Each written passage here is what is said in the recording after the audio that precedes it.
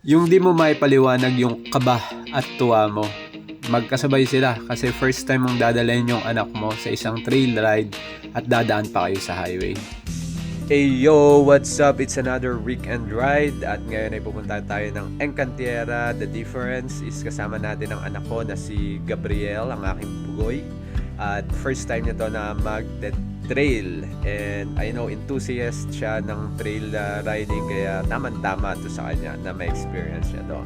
So today pumadyak na kami, alas 6 ng umaga, siyempre dumaan muna sa church to ask for guidance. Pinangangaralan si Bugoy what to do and what not to do habang siya ay nasa kalsada. Gab, stop muna dyan, mag-ano tayo na ang mag-lock ng trailer.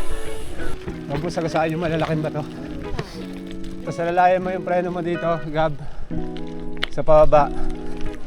60% sa front, 40% sa back. Ha? Loose gravel yan, ha? Sige, diretso tayo. Bilisan mo pa konti.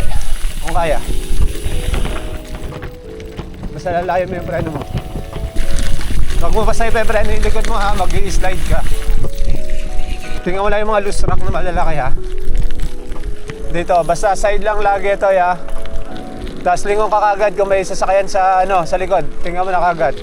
10 seconds, 20, 10 seconds. Kailangan nakalingon ka na bago ka lumipat ng lane. Basta tandaan mo to, ha? Laging awareness sa kalsada.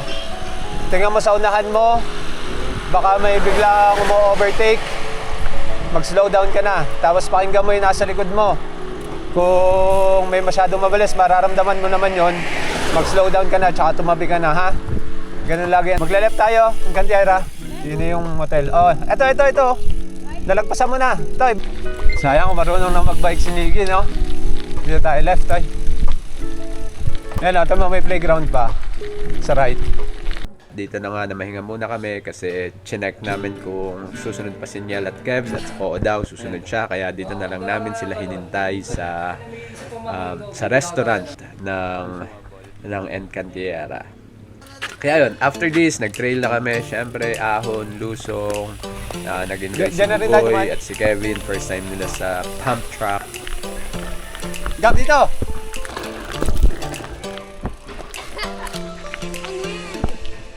Mukha silang dinosaur!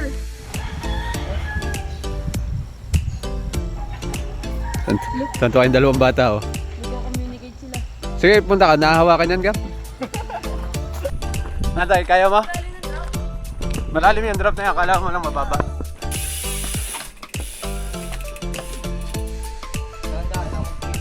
Dito muna yun. Pagano sa 5S.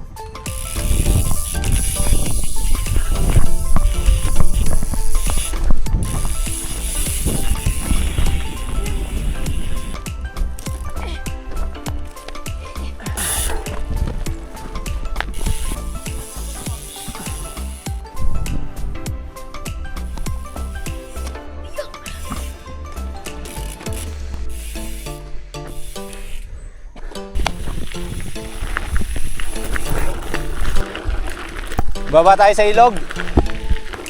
Niel, kaya na ba? Yan.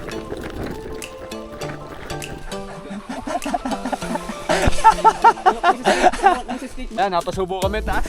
No. Tarik ko. Ilang gradient yan? Ano yun? 30 plus. Hindi naman, mga 20. Dahil pabulalo eh. Hindi mawawala ang kainan after.